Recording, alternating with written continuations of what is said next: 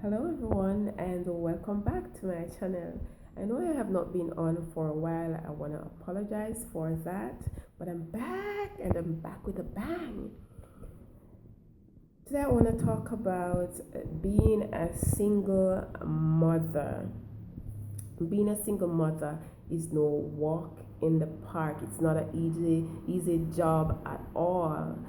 I just want you all to know that I have been a single mother for over 5 years. It is not something that I wanted. I never envisioned that this would ever, be a path that I have to travel, but I have to travel it because it is a part of my destiny now. But I just want to say that it's no walk in the park at all. It it is challenging, it is interesting, but it is rewarding at the same time. But I want to say that I have a 9 year old. He's really fun to be around. He's interesting, he's brilliant, he's wonderful. But at the same time, it's challenging dealing with him as a child whose father is no longer around. His father passed away over a year, and I just want to say that I've seen a lot of changes in my son since that has happened. He became angry after losing his dad, and he started acting out in different ways. He acted out at home, he acted out at school.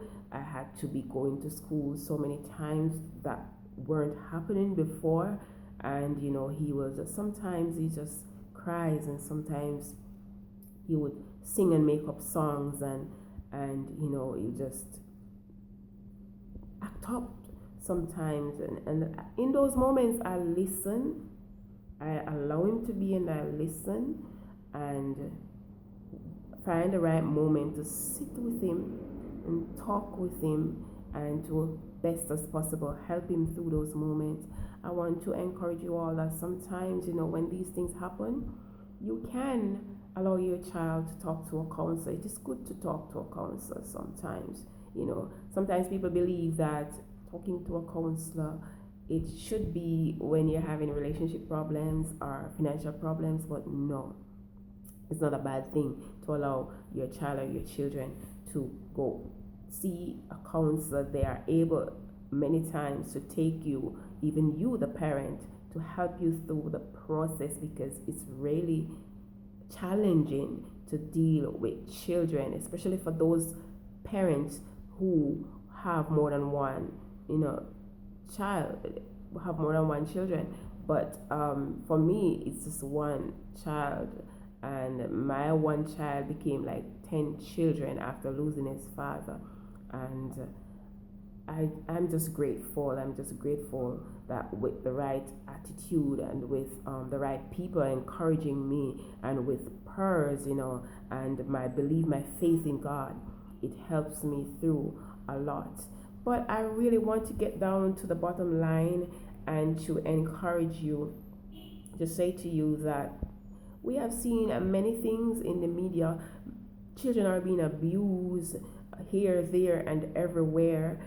And I want to say that sometimes mothers, when you become a single parent, sometimes when it gets so challenging, so tough on you, you deal with the children at times the way you ought not to. The pressure that you feel, you take the pressure out on the child, on the children, and that should not be, because they are not the reason why we became or become a single parent.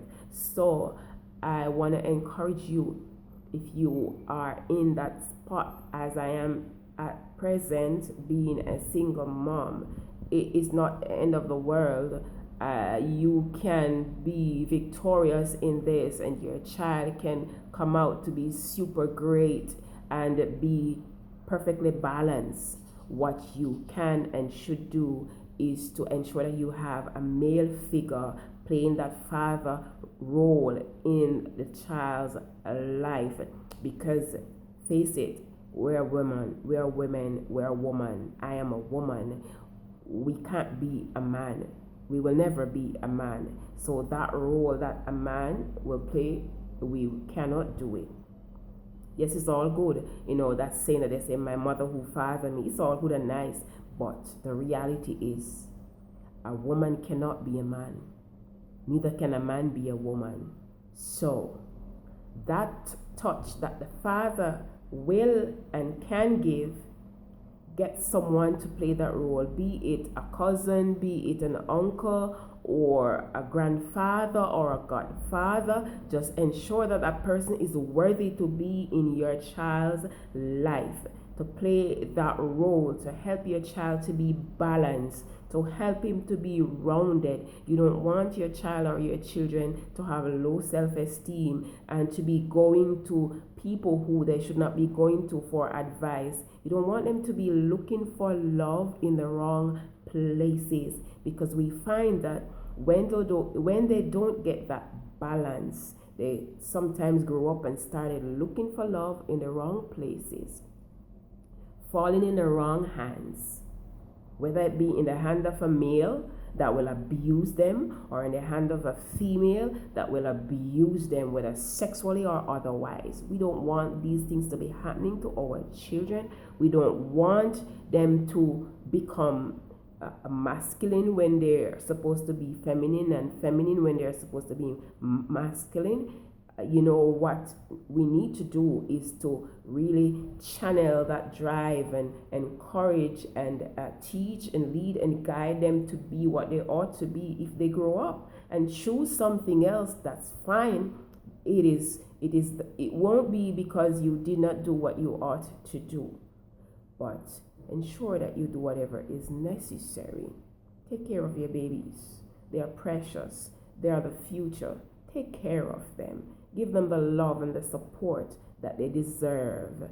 And you just do it with a smile on your face, and just always tell them you love them and kiss them and hug them. And bottom line, because we are female and we are not male, get that person to play that fatherly role in your child's life. In my son's life, he's lucky to have an uncle and a godfather. An uncle that calls him all the time, checking on him and ensuring that he's doing the right thing. A godfather that takes him out and you just be with him and sit with him and talk to him and be there all the time. So to God be the glory, I have that balance where I have people who are there, encourage and just be there. But thank you for tuning in, I want to say, and as usual, I encourage you to subscribe and share, and just continue to show me some love if you love what I'm saying. But the most important thing is to be there for your precious babies and love them unconditionally. Love you.